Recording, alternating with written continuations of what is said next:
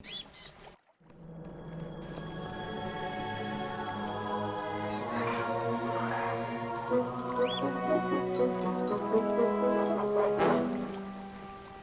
you go, lad. Show us your monkey impression.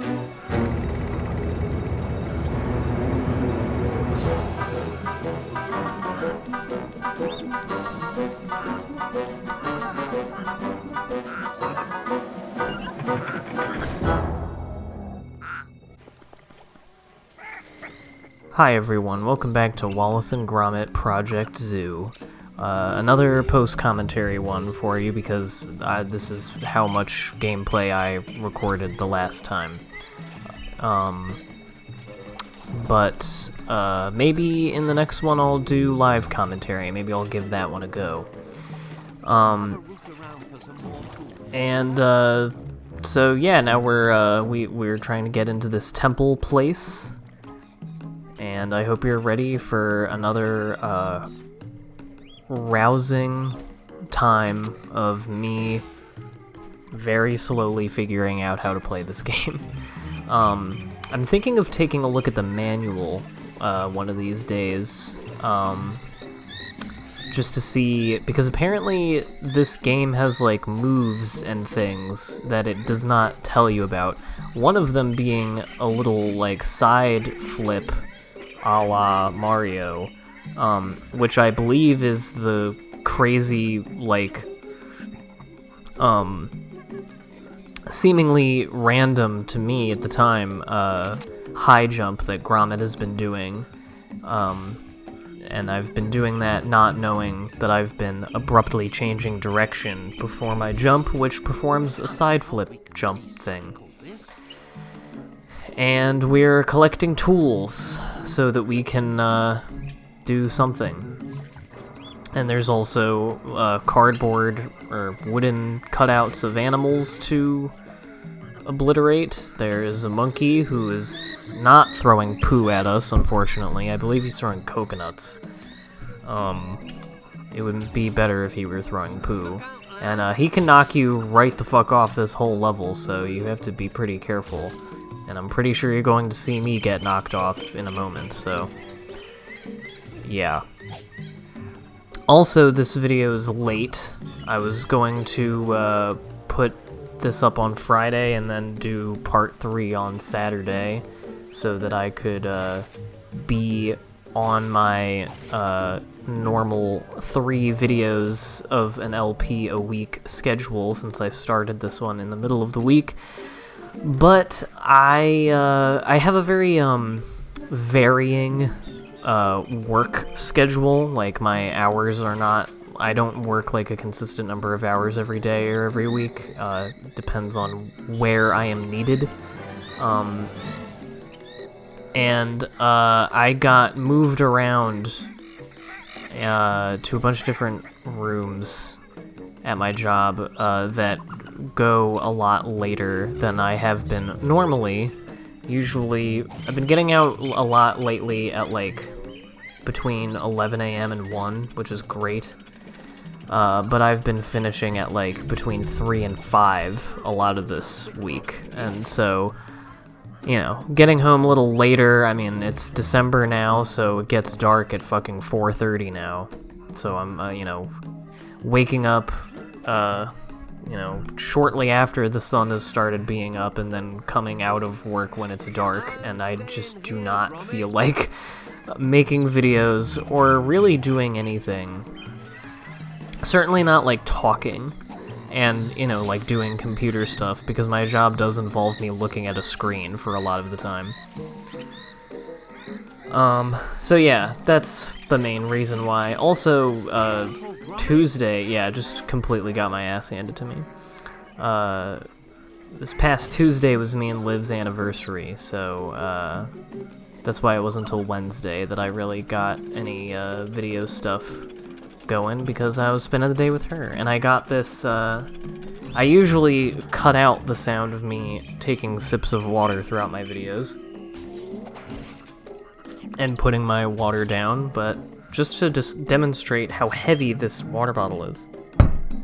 I was not putting pressure on it at all. This is just a huge metal water bottle. I typically don't go for metal water bottles. I don't like. I'm not a huge fan of canteens because they make the water taste metallic to me a lot of the time.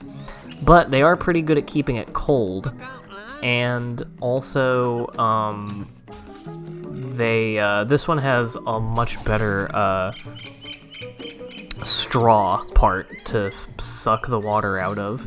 Also, I don't know if this is how you're supposed to do this part, if you're supposed to just hop over here or what, but that is what I did, and it seemed to work fine for me. And you'll see that the item menu popping in and out like that. Yeah, this is me being confused about how am I supposed to shoot things? I can't take out the thingy. And it's because you have to hold B and fucking, or actually I think it's X, but it's B on my controller, which is always very confusing. I have, the button, the GameCube button, I have X set to B, because I have an Xbox controller. Obviously the GameCube face buttons are set up differently than the Xbox or PlayStation face buttons, but those are the ones that I'm used to, so... But it's required me to kind of rewire my brain that whenever I see B on the screen when I'm playing a GameCube game, I press the X button, and vice versa.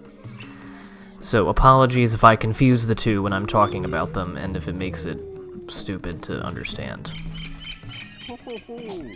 I like how they're golden. It kind of looks like they're made out of cheese, the tools, which is nice. I'm probably just going to end up reiterating this throughout the whole game, but this game really is very much up my alley, I'm finding, the more that I play it and the more that I watch myself play it afterwards. Just a lot of cool stuff to collect, things to do, places to roam around and find things. You know how much I love finding things, and yeah, you're always gonna have to have a main collectible that there are a lot of that are valuable in some way. I don't know what any of these things do. I mean, I know what the nuts and bolts do and stuff. I don't know what you get if you hit all of the animal cutouts. You probably just get one of those coins, which again, I don't know what they're actually called. That's another reason that I should look at the manual so I can learn all of the proper terminology. All the proper, I need to look at the glossary for this game. Because I used to be, I kind of wish that I still had the, like, encyclopedic pursuit and absorption of knowledge of the things that I'm interested in at any given point that I did when I was a kid. I guess I still kind of do. I do tend to sort of get into things, you know, like when I find a new thing that I like, I do tend to sort of try to immerse myself in them, but I find I can't really keep that for one thing for very long. And I feel like I used to when I was a little kid, like when I would play whatever the new licensed game du jour was, I would really like take my time with it and learn stuff about it. I didn't have the same aversion to making mistakes or having to redo things that I do now as an adult gamer. And I don't know why I have that now, where like it is a similar thing that drives the impulse I was talking about in the last video to never do blind LPs and to always play through games beforehand. It's not just so I don't look like an idiot, because as I've said before, it's not like me having played the game before has that much an effect on how good I am at it. But, I don't know. I think it might just be because I'm older. You know, obviously I have less downtime than I did as a kid. While I still have a pretty decent amount of downtime, I mean, especially considering, like, it always trips me up. I don't know what you're supposed to do with this, by the way. I don't know what any of this shit is. If anyone wants to tell me, you can. And I do plan on, if not in this LP, maybe on stream at some point, but hopefully in the LP, I assume that you can revisit old levels and go back and get stuff that you missed. I also kind of anticipate that there are levels that you have to return to once you have other gadgets that you don't have when you first go through them. I don't know if that's true, but I would kind of suspect. So, I do think that, you know, once this game is close to wrapping up, we can, I can go back and, that was a very lucky grab onto the ledge there. Ledge grabbing is crucial in these games. If you're a platforming game and you don't have ledge grabbing, I'm probably going to get pissed off playing you and not want to finish.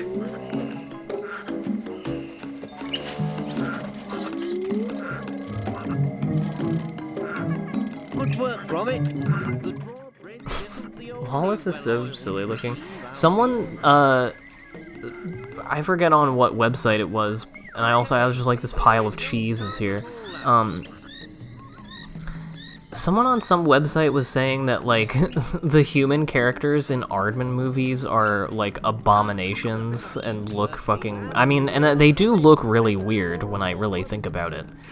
But what looks even weirder than that is when I'm playing this game, I don't really notice it so much when watching Wallace and Gromit stuff. But in this game and playing it, Gromit is really weird because he just looks like a guy, but he's a dog, and he has a little tail, and I never even think about Gromit's tail, but because this is a video game and you're behind him most of the time, I'm just always looking at this little, you know, pointy dingleberry sticking out of his asshole. And yeah, those are nice little clinky sounds that those things just made.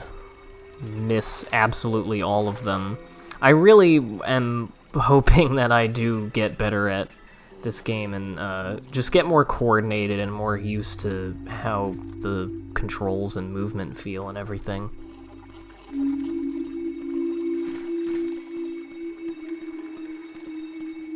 And just doing my little sweep around the area, looking for all of the items. Oh, a bit rusty.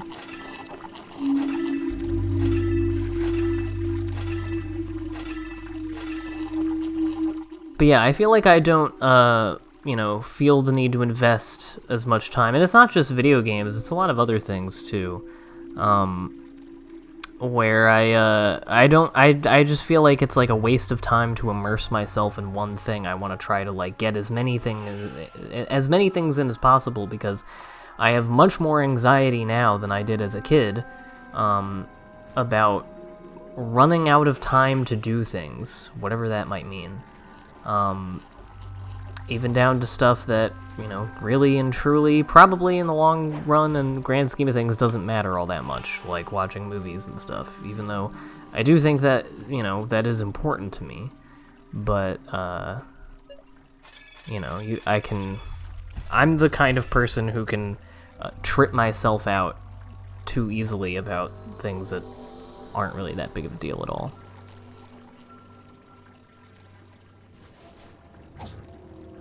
But yeah, I think I started a thought about water bottles and then never finished it.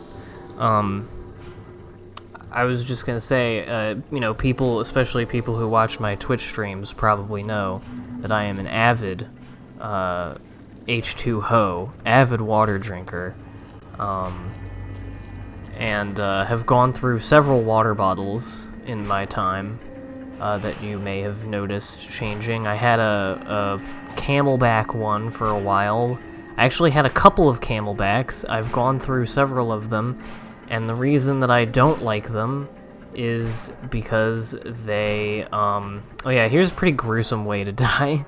It doesn't look like it because this is a cartoon game, but just getting bisected by this, these moving platforms. The problem with that one is that the little mouth pieces that you bite and, you know, the straw goes in that you drink the water out of, it's nice to prevent spilling, but water and spit and things get trapped in there and it gets, like, moldy and dirty, and you can clean it, it's much easier to clean with a dishwasher, which I don't have. And also just because of how it is, I can't really describe it, but there are just areas in it that you can't really get to. Like you can't stick a Q-tip or get soap in there or anything. And it makes so there's just like pieces of dirt that you can never get out, and I just don't like thinking about there being dirt and mold in the thing that my water is passing through before going into me mouth. So yeah. And then I was using just a normal ass plastic, nothing really special about it, Pink, like the brand Pink water bottle of Liv's, and that was also pretty shit. And so then Liv, for my anniversary present, got me this cool, I think it's just called Slim, but it's just this SLM, so it's like Slim. And yeah, it's just a big beefy metal boy that keeps the water cold. It honestly like almost makes it colder. And yeah, now let's wait 15 minutes for Wallace to run over here in 5-second intervals.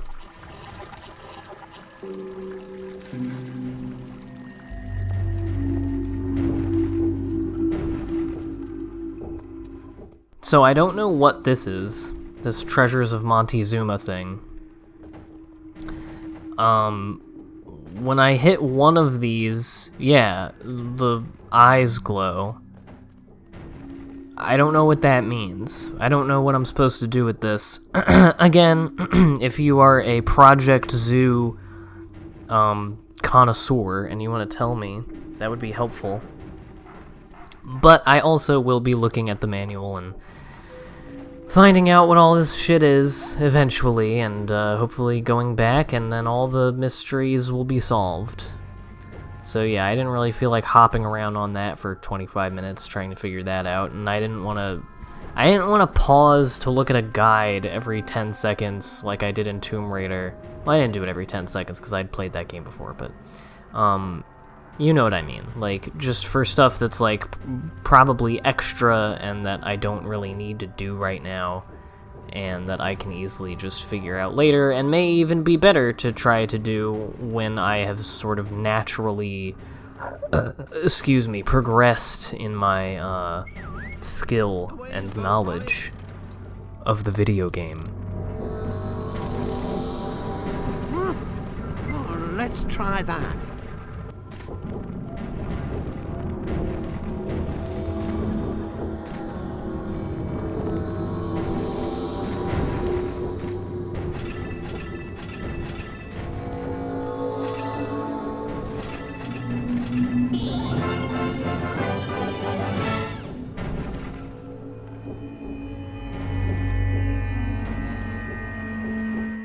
So I talked in the last video about how I think it would be fun to revisit Wallace and Gromit and maybe some other Aardman stuff in the course of this LP, so I'm sort of making plans to do that. I'm trying to figure out what the best way to watch Curse of the Were-Rabbit would be.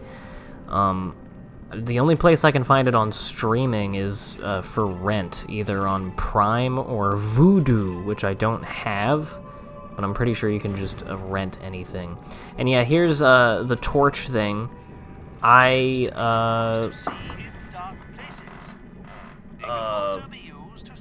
guess I picked it up, but I didn't know how to equip it, and, yeah, I talked about this in the last one, about the wheel of items that I didn't understand, but luckily I have super eyes, and,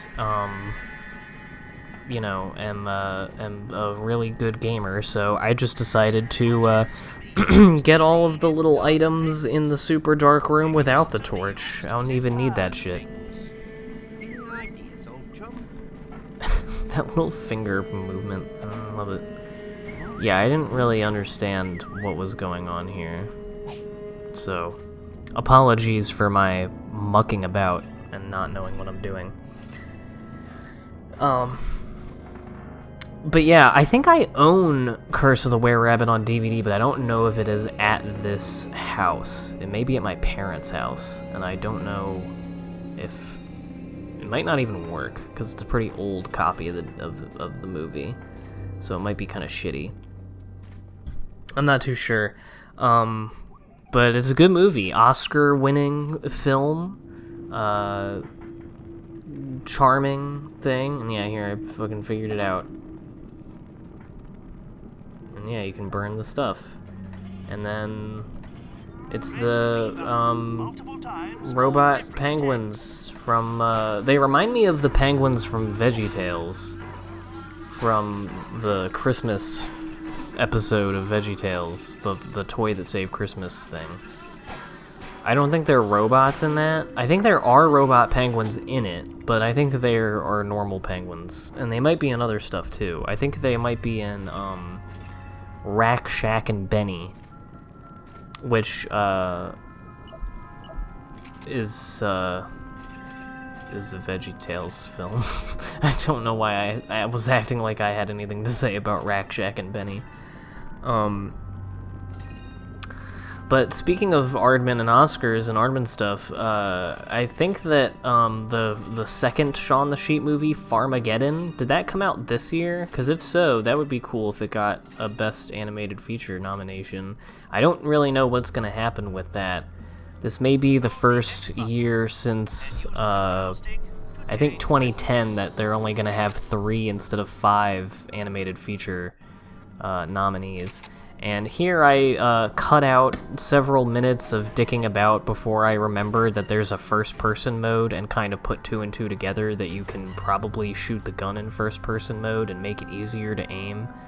And wouldn't you know it, that is the case. And now all of those parts that happened earlier with the where I was like, oh, there's a target or a bird sign that I like can't hit or can't aim at. Now I'm annoyed in hindsight, looking at, you know, like knowing that that's what I needed to do. So that'll be stuff that I deal with in the backtracking portion of this LP, I guess.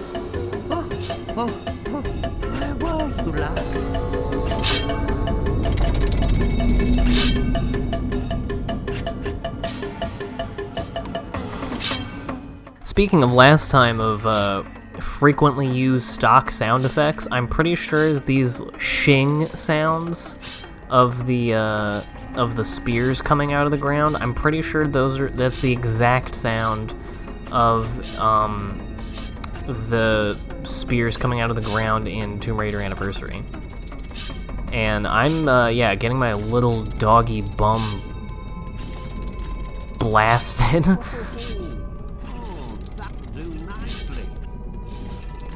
Although this death coming up here, where I ostensibly get killed by the rolling thing, I kind of question the validity of that death, because I do not really think that it hit me.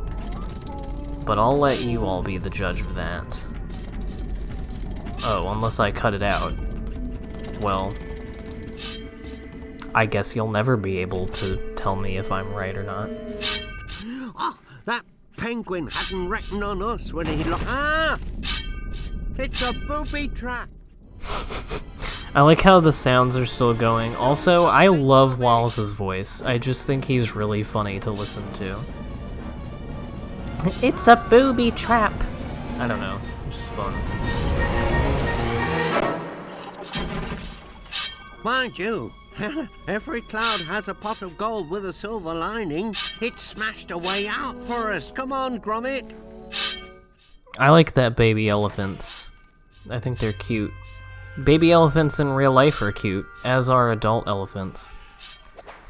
But yeah, what the Oscars do this year will certainly be interesting, considering 10 movies came out, and they're gonna have to do a bunch of shit that came out on, like, Quibi or whatever. If anything from Quibi gets nominated for an Oscar, like for Best Short or whatever, I don't even know if that's the kind of shit that was on Quibi or not. but if it's on there, that would be hilarious. But it would be cool if they might be forced to actually have a decent variety of kinds of movies nominated this year. Wouldn't that be nice? Anyway, next time, we're gonna find out what's in the hole.